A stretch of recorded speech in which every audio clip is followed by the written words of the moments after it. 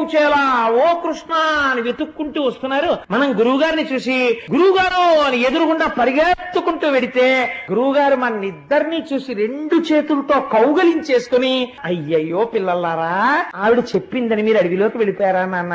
రాత్రంతా అడవిలో ఉండిపోయారా? ఈ చీకట్లో ఏం పులులు అరిచాయో, ఏ పాములు వచ్చాయో, దెబ్బలు తగలలేదు కదా అని ఒళ్ళంతా తడిమి చూసి వాళ్ళు మన ఇద్దరిని కౌగిలించేసుకుని దగ్గరికి తీసుకుని కందులంబట నీరు పెట్టేసుకుని కళ్ళు తుడిచేసుకుని, మీరు నాకు ఇంకా గురుదక్షిణ ఏమి ఇస్తాననకండి, రూపాయి కూడా వద్దు. ఎందుకంటే వెళ్ళిపోయే ముందు అడుగుతారు, మాట వరసకు అడుగుతారు, గురువు గారు మీకేమన్నా దక్షిణ ఇవ్వమా అంటారు. ఏం అక్కర్లేదురా, మీరు నేర్చుకున్నది చాలంటాడు గురువు. ఆ మాట కూడా మీరు అనకండి. ఎందుకో తెలుసా? మీరు నాకు దక్షిణ ఇచ్చేశారు. ఎందుకు ఇచ్చేశారో తెలుసా? నా మాట కోసం రాత్రంతా అడవిలో ఉండిపోయారా నాన్న? మీరు నా కోసం, గురువు గారి మాట కోసం ఒక రాత్రంతా కట్టెల కోసం ఇంత కష్టపడ్డారు కాబట్టి మీకు అపారమైనటువంటి ధనము, ధాన్యము, బంధువులు, భార్యలు, పుత్రులు, అనేక రకములైన విభూతులతో మీరు శోభిల్లెదరుగాక అని ఆశీర్వచనం చేశాడు. ఏమి ఉదారుడయ్యా మన గురువు కుచేలా. అటువంటి గురువు ఆయన దగ్గర చదువుకుని కదా మనం ఈ స్థితికి వచ్చాం.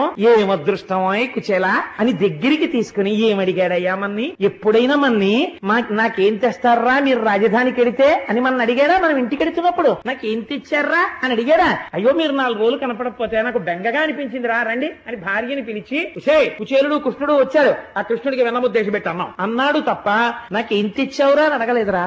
ఎప్పుడు అడగడం తెలియని వాడు రా మన గురువు, మనకి పెట్టినవాడు. కుచేలా ఆ గురువు గారిని తలుచుకుంటే ఎంత సంతోషంగా ఉంటుందో అని. కుచేలా అలా అంటే నాకు ఒక గొప్ప విషయం గుర్తొచ్చింది. అలా ఎవరి దగ్గరకైనా విడితే ఏమైనా పట్టుకెళ్లాలంటుండేవారు కదా మన గురువు గారు. నువ్వేమి ఇవ్వమే, ఇంత ప్రేమగా నా దగ్గరికి వచ్చిన వాడివి, నాకేదో తెచ్చే ఉంటావు, నువ్వు ఏమీ తేకుండా ఎందుకు వస్తావు? ఏదో తెచ్చటం, ఏం తెచ్చావో చెప్పవాయ్ అని గబగబా తడివేస్తున్నాడు. సిగ్గుపడిపోయాడు కుచేలుడు. ఏమనిస్తాడు? లక్ష్మీనాథుడు ఆయన, అంతటి ఐశ్వర్యవంతుడు ఆయన. ఆయనకి తానేమిస్తాడు?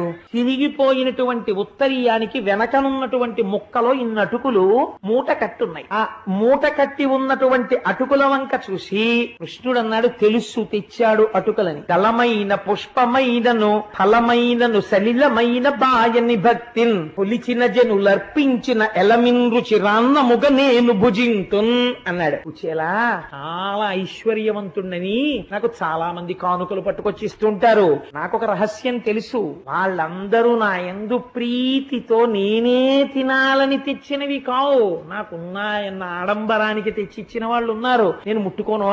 నేను ముట్టుకునే ఏమి ముట్టుకుంటానో తెలుసా? దళమైన పుష్పమైనను, ఒక ఆకు, ఒక పువ్వు, ఒక పండు, సలిలమైనను ఇన్ని నీళ్లు భక్తితో పట్టుకొచ్చి ఎవరైనా ఇస్తే